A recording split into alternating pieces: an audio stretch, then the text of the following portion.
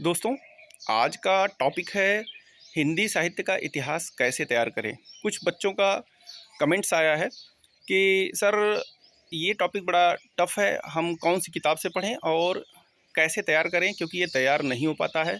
और हम जानते भी हैं कि यूपीटीपीएससी की परीक्षाओं में ये लगभग 5 क्वेश्चन इससे आता है, तो इसको तैयार करना बहुत ही ज़रूरी भी होता है और ये टॉपिक कठिन भी है।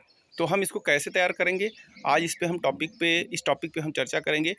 आपको करना क्या है कि अगर आप 2 घंटे हिंदी पढ़ रहे हो और 2 घंटे हिंदी पढ़ना भी है, क्योंकि अगर आप देख रहे होंगे कि जो कठिन क्वेश्चंस आ रहे हैं हिंदी के, 30 क्वेश्चन करने में अगर आपने ढंग से पढ़ा है तो 40 मिनट तो लगना ही है। पहले एक ऐसा समय था कि हिंदी में हम 15 मिनट में 30 क्वेश्चन 50 क्वेश्चन ये टारगेट जो भी था हम करके परीक्षाओं में निपट जाते थे। लेकिन आज आप इससे बच नहीं सकते हो, क्योंकि ये 15-20 मिनट का टॉपिक है ही नहीं कि हम 15 से 20 मिनट में इसको हम तैयार कर लें और क्वेश्चंस को कर डालें। ये 15-20 मिनट का है ही नहीं। आपको कम से कम 40 मिनट, जो ये कठिन हिंदी आ रही है 40 मिनट तो लगना ही है। तो 40 मिनट लगना है और अच्छा क्वेश्चन सॉल्व करना है, मीन्स कि हमको अच्छे मार्क्स लाना है, तो हमको अच्छी तरीके से पढ़ना पड़ेगा। तो उसमें हिंदी साहित्य का इतिहास हमको कैसे पढ़ना है, इसमें आपको 2 घंटे हिंदी तो अनिवार्य है डेली पढ़ना। 2 घंटे हिंदी के टॉपिक में आधे घंटे आपको हिंदी साहित्य के इतिहास में डेली देना है। 1.5 घंटे हिंदी का अन्य टॉपिक पढ़िए, बाकी आधे घंटे आपको हिंदी साहित्य के इतिहास को देना ज़रूरी है। इस हिंदी साहित्य के इतिहास में आप करना क्या है कि जो भी कालखंड दिया है उससे शुरू से आप चलिए। शुरू से चलने के बाद आप थोड़ा सा उसकी थियरी पढ़िए। दूसरी चीज़, ज़्यादा नहीं पढ़ना है, 5 मिनट थियरी पढ़िए, 10 मिनट थियरी पढ़िए। उसके बाद 10 से 15 मिनट आप 5 राइटर्स भी कर सकते हैं या 3 से 4 राइटर्स भी कर सकते हैं, उनकी रचनाओं को पढ़ना है। उनकी रचनाओं को पढ़ना कैसे है कि आपको लिख के पढ़ना है। जैसे हमने आज 5 राइटर्स उठाया, 3 भी उठा सकते हैं, मतलब आधे घंटे से ऊपर आप पढ़ेंगे तो भूल भी जाएंगे।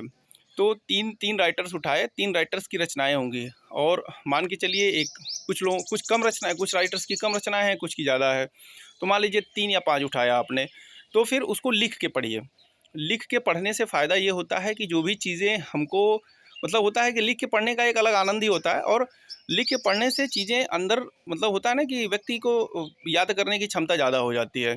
तो आप उसको लगभग 15 मिनट में मुझे लगता है कि आप कवर कर ले जाएंगे। 5 राइटर्स की रचनाएँ 2-3 बार उसको लिख के पढ़िए, हर राइटर्स की रचनाओं को।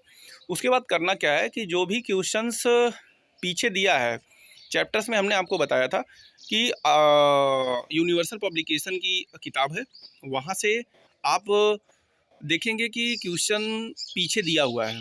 हिंदी साहित्य का इतिहास है, उसके पीछे फिर उसका क्वेश्चन दिया हुआ है। उसको आपको क्या करना है कि सॉल्व करना है। सॉल्व ज़्यादा नहीं करना है, 10 मिनट सॉल्व करना है, 10 मिनट से ऊपर नहीं करना है। 10 मिनट में हमको लगता है आप 30 क्वेश्चन तक, 25 से 30 जो भी आपसे हो सके। तो इस तरह आप देखोगे कि 5 राइटर्स आप डेली करोगे, तो मुझे लगता है कि हिंदी को तैयार करने में आज मान के चलिए 15 मार्च है।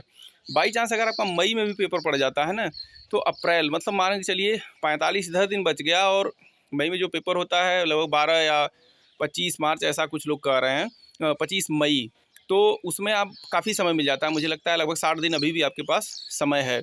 40 दिन में आप अगर कभी भी हिंदी नहीं पढ़े है ना, तो 40 दिन में आपकी हिंदी तैयार हो जानी है।